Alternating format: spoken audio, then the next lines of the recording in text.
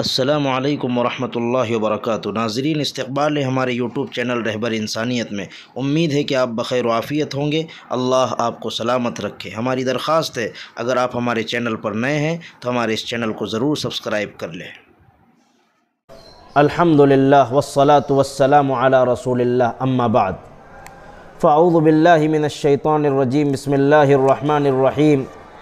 یا ایہا الذین آمنوا لا تقدموا بین یدی اللہ ورسولہ واتقوا اللہ ان اللہ سمیع علیم۔ گزشتہ درس میں ہم نے یہ بات سن رکھی تھی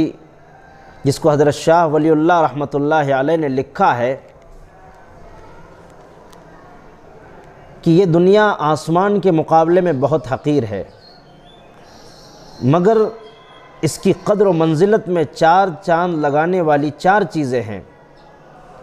جس میں سے سب سے پہلی چیز رسول اللہ صلی اللہ علیہ وآلہ وسلم کا وجود مسعود ہے، دوسری چیز بیت اللہ شریف ہے جس پر آسمان سے نورانیت اترتے رہتی ہے، اور تیسری چیز نماز ہے جس کو حدیث میں کہا گیا ہے کہ یہ مومن کی معراج ہے، اور چوتھی چیز کلام الہی ہے۔ کلام الہی سے متعلق اللہ تعالیٰ سورہ مجادلہ میں فرماتے ہیں، لو انزلنا هذا القرآن على جبل لرأيته خاشعا متصدعا من خشیۃ اللہ، کہ اگر قرآن کو پہاڑوں پر اتارا جاتا تو قرآن کا یہ بوجھ وہ پہاڑ برداشت نہ کر سکتے بلکہ پھٹ جاتے۔ لیکن اللہ تعالیٰ نے کلام الہی کو اس ترتیب کے ساتھ دنیا میں نازل فرمایا کہ سب سے پہلے اس کلام کو جبرائیل کے سپرد کیا، پھر جبرائیل علیہ السلام نے رحمت دو عالم صلی اللہ علیہ وآلہ وسلم کے قلب اطہر پر اسے نازل فرمایا، پھر ان 2 واسطوں کے ذریعے سے یہ کلام الہی ہم تک پہنچا ہے۔ تو یہ جو 4 چیزیں ہیں یہ زمین کی قدر و منزلت کو بڑھا رہے ہیں۔ اگر یہ 4 چیزیں نہ ہوتی تو زمین آسمان کے مقابلے میں بڑی حقیر ہوتی۔ سورہ حجرات کی پہلی آیت، یا ایہا الذین آمنوا لا تقدموا بین یدی اللہ ورسولہ واتقوا اللہ ان اللہ سمیع علیم، اس میں اللہ فرماتے ہیں، اے وہ لوگو جو ایمان لائے، تم اللہ اور اس کے رسول کے سامنے آگے بڑھ بڑھ کے نہ آؤ، اور اللہ سے ڈرو، بے شک اللہ تعالیٰ خوب سنتا ہے اور خوب جانتا ہے۔ تو اللہ تعالیٰ نے 4 چیزوں کی وجہ سے زمین کو قدر و منزلت عطا فرمائی ہے۔ اس میں سب سے پہلی چیز رحمت دو عالم صلی اللہ علیہ وآلہ وسلم کا وجود مسعود ہے۔ تو چلیے اب جانتے ہیں کہ نبی علیہ السلام کے ساتھ ایک مومن کامل کا کیا معاملہ ہونا چاہیے اور کیسے آپ سے تعلق ہونا چاہیے۔ تھوڑی سی تفصیل گزشتہ درس میں آئی تھی، جس کا خلاصہ یہی ہے کہ نبی پاک علیہ السلام کا معاملہ عام انسانوں سے بالکل جدا ہے۔ ان کو اپنے جیسا سمجھنا ہرگز درست نہیں ہے، اور اتنا بڑا سمجھنا بھی درست نہیں ہے کہ ان کو انسان کے بجائے خدا سمجھ لیا جائے، بلکہ وہ ایک انسان ہی ہے، البتہ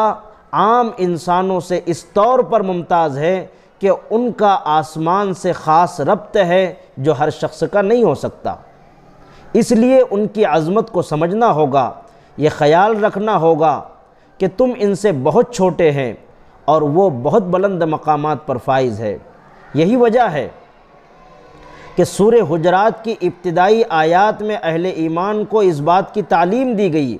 کہ اللہ کے رسول کے سامنے آگے بڑھ بڑھ کر بات نہ کرے، برابری کا معاملہ نہ کرے۔ اس آیت میں رسول کہہ کر بتایا گیا کہ ان کی حیثیت عام انسانوں سے ہٹ کر ہے، اس لیے کہ اللہ تعالیٰ نے ان کا انتخاب فرمایا ہے، ان کو رسول بنایا ہے، اور ان کو یہ عزت حاصل ہے، اس لیے ان کا یہ مقام ہے۔ گویا ان کا احترام اللہ کا احترام ہے۔ اصل احترام اور عظمت اللہ تعالیٰ ہی کا ہے، اور اس کے ساتھ ہر اس چیز کا احترام لازمی ہے جس سے اللہ تعالیٰ کا خاص تعلق ہے، اور ان خاص تعلق والی چیزوں میں سب سے زیادہ تعلق اللہ رب العزت سے اگر کسی کا ہے تو وہ رحمت دو عالم صلی اللہ علیہ وآلہ وسلم کا ہے۔ تو اس میں اس بات کی تعلیم دی گئی کہ نبی علیہ السلام کے تقاضوں کو ملحوظ رکھنے کی تعلیم دینے کے ساتھ ساتھ فرمایا گیا کہ اللہ تعالیٰ سے ڈرو۔ یہ اس لیے کہا گیا کہ ہم نے عظمت کے تقاضوں کا کما حقہ اگر خیال نہیں رکھا تو اللہ تعالیٰ کو یہ چیز ناپسند ہوگی، جس کے نتیجے میں ہم گناہ میں مبتلا ہوں گے اور اللہ تعالیٰ کے یہاں مبغوض قرار پائیں گے، العیاذ باللہ۔ پھر جس کے بعد جو حالات ہوں گے، نہ دنیا، نہ فرشتے، نہ دنیا کا کوئی انسان، نہ دنیا کی متاع اور نہ دنیا کی چیزیں اس کا کوئی ساتھ نہیں دے سکیں گے، اسے مصیبت سے کوئی نجات نہیں دے سکیں گے۔ یہ الگ بات ہے کہ دیر تک اسے موقع دیا جائے گا، جیسے کہ قرآن کریم میں ہے وَأُمْلِي لَهُمْ إِنَّ كَيْدِي مَتِينٌ، کہ ہم انسانوں کو جو ہے موقع دیتے ہیں، ڈھیل دیتے ہیں۔ گویا ہماری یہ زندگی اللہ تعالیٰ کے جانب سے توبہ کرنے اور اپنی اصلاح کرنے کا بہترین موقع ہے، اس لیے قرآن کریم میں اکثر احکامات کے ضمن میں فرمایا گیا کہ اللہ تعالیٰ سے ڈرو، اللہ کے معاملے میں احتیاط کرنے والا طریقہ اختیار کرو، اسی طرح جو چیز اللہ تعالیٰ سے نسبت رکھتی ہے اس کا احترام کرو تاکہ تمہیں نقصان نہ پہنچے۔ بے تکلف زندگی میں آدمی جس طرح گھر میں ہوتا ہے اس طرح رسول علیہ السلام کے ساتھ میں برتاؤ نہ کرو۔ جیسے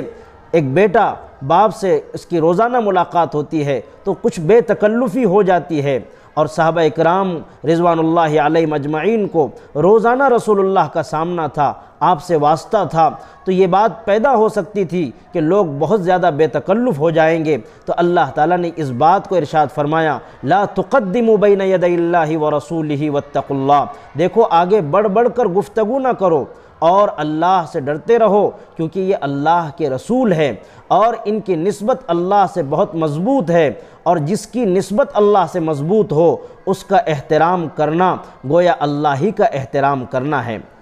تو اس میں بعض مرتبہ لوگ غلطی ہو سکتی تھی، اس لیے قرآن مجید میں صاف حکم آیا کہ اے وہ لوگوں جو ایمان لائے ہو، اللہ کے رسول کے سامنے بڑھنے کی کوشش نہ کرو، اللہ سے ڈرو، اللہ سنتا بھی ہے اور جانتا بھی ہے۔ نبی علیہ السلام کے سامنے اپنے آپ کو نہ بڑھاؤ، اپنے کو چھوٹا رکھو، ان سے معاملہ کرنے بات کرنے میں یہ نہ ہو کہ تم بات کرنے میں آواز بلند کرنے لگو۔ اس کے بعد اللہ سے ڈرنے کے حکم اس لیے دیا گیا کہ مسلمانوں کی یہ حرکت اللہ کی ناراضگی کا سبب نہ بن جائے، کیونکہ اللہ تعالیٰ اس بات کو ناپسند کرتا ہے کہ اس کے رسول کو اس نے اپنا لیا ہے اور مخصوص کر لیا ہے، اس کے سامنے تم برابری والا معاملہ کرو، ان سے بحث کرو، ان کی بات میں دخل دو، یہ ٹھیک نہیں ہے۔ رسول اللہ صلی اللہ علیہ وآلہ وسلم کے اخلاق تو بہت اونچے تھے، کوئی آپ کو اگر تکلیف پہنچاتا آپ اس کی تکلیف کو برداشت کر لیتے، کوئی آپ کو جو ہے برا بھلا کہتا آپ ان کو سن کر گزر جاتے۔ حضور صلی اللہ علیہ وسلم کا یہ معاملہ تھا کہ آپ کی شفقت، آپ کا کرم اتنا بڑا ہوا تھا کہ اگر آپ کی کوئی توہین کرتا تو آپ اس سے بدلہ نہ لیتے، حتیٰ کہ کبھی آپ نے اگر لوگوں کو کھانے پر مدعو کیا تو لوگ پہلے آ کر بیٹھ جاتے، باتیں کرنے لگتے، جس سے آپ کو اور آپ کے گھر والوں کو تکلیف ہوتی، آپ اس کو بھی برداشت کر جاتے۔ تو اس طرح رسول اللہ صلی اللہ علیہ وآلہ وسلم کے سلسلے میں امت مسلمہ کو اس بات کی تاکید کی گئی ہے کہ آپ رسول اللہ صلی اللہ علیہ وآلہ وسلم کے سامنے بڑھ بڑھ کر نہ آؤ اور رسول اللہ کا احترام رکھو، اپنے عمل کے ذریعے بھی، اپنے دل میں بھی، اپنے اخلاق میں بھی، اپنے کردار میں بھی، ظاہری اور باطن میں ہر جگہ رسول اللہ صلی اللہ علیہ وآلہ وسلم کی عزت اور احترام کو ملحوظ رکھو۔ آیت کے اخیر میں فرمایا گیا اللہ خوب سنتا ہے، خوب جانتا ہے، یعنی اگر کوئی شخص عظمت نبوی کے تقاضوں کو ملحوظ رکھنے میں دھوکے سے کام لینا چاہے تو یہ ممکن نہیں، کیونکہ اللہ تعالیٰ ہر ایک کے دل سے واقف، جو شخص اخلاص سے عظمت کے ساتھ پیش آئے گا وہ بھی اللہ تعالیٰ بخوبی جانتا ہے، اور جو شخص صرف الفاظ اور اپنی آواز سے احترام کرے گا اسے بھی اللہ تعالیٰ بخوبی واقف ہے۔ گویا اس کے ذریعے یہ بتا دیا گیا کہ ہمارے دل میں ہر وقت یہ کیفیت ہونی چاہیے کہ اللہ کے رسول صلی اللہ علیہ وسلم ہم سے بڑے ہیں، قابل احترام ہیں، ہم ہرگز ان کے ساتھ برابری کا معاملہ نہیں کرنا، کیونکہ ہماری تمام حرکات و سکنات سے اللہ تعالیٰ خوب واقف ہے، وہ خوب سنتا اور خوب جانتا ہے۔ اللہ رب العزت عمل کی توفیق عطا فرمائے۔ والسلام علیکم ورحمۃ اللہ وبرکاتہ۔ یہ چینل سے خدا کی دین کی ہوتی اشاعت ہے، یہ چینل رہبر انسانیت تو سب کی چاہت ہے۔